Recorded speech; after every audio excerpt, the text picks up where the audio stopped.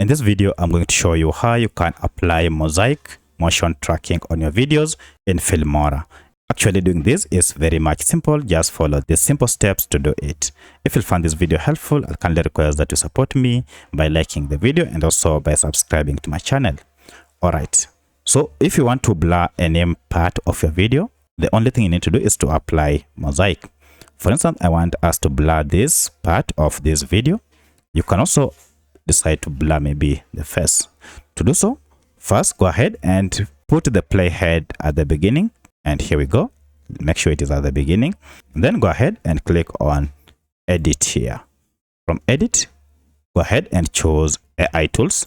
If you click on this, you can see we have motion tracking here. So you want to apply mosaic here, so go ahead and first toggle on this motion tracking, and now we have a motion tracker here. So I'll go ahead and place it at the nozzle of this musical instrument. I want to apply mosaic here, and here we go.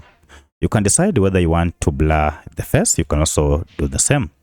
Once you're done, now go ahead and click on start motion tracking, and this will go ahead and track the motion from the beginning to the end, and then click on OK. Now once it is done, you can see, now once it's done, it's time to go ahead and apply the mosaic. As you can see, it is not blurred here.